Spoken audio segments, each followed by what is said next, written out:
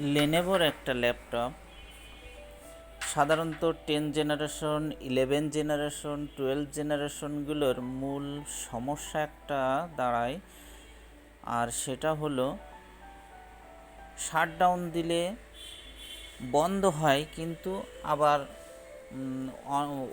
Display open করলেই চালু হয়ে যায়।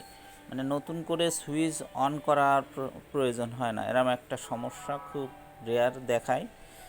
তো এই একটা সমস্যা আমি সমাধানের জন্য এই ভিডিওটা তৈরি করেছি।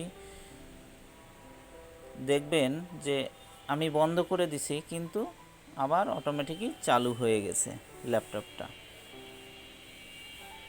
এই লেনোভো ল্যাপটপটার এই 12 জেনারেশন, 13 জেনারেশন, 11 জেনারেশনগুলা এই প্রবলেমগুলো আমি পেয়েছি। তো এইটারই একটা সমাধানের জন্য ভিডিওটা তৈরি করেছি। আপনারা দেখলে বুঝতে পারবেন যে কিভাবে এইগুলো সমাধান করা যায়। প্রথমে বায়োসে যেতে হবে, FN চেপে F2, তারপরে এখানে একটা অপশনে যাবেন, কনফিগারেশন নামে একটা অপশন পাবেন, সেখানে যাবেন।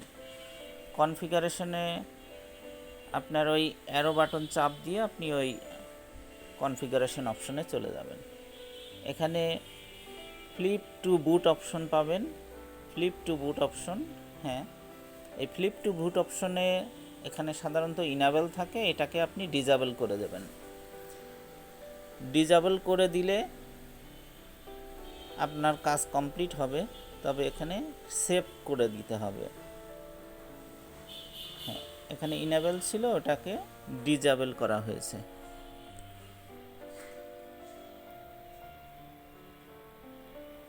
এবার F10 চেপে ইন্টার দিয়ে দেন। F10 ইন্টার, F10 চাপলে ইয়েস অপশন আসবে, আপনারা ইয়েস করতে পারেন অথবা ইন্টার চাপ দিতে পারেন।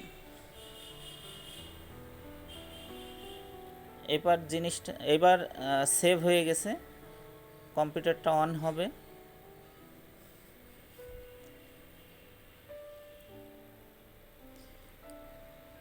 এখন কম্পিউটারটা আমি শাটডাউন দিয়ে দেব।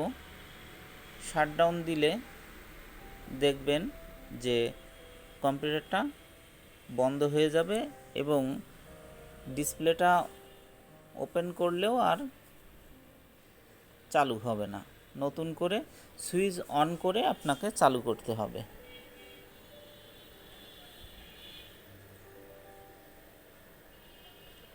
দেখুন, অন হয়নি। এবার সুইচ বাটন চাপ দিয়ে তারপরে আপনাকে অন করতে হবে।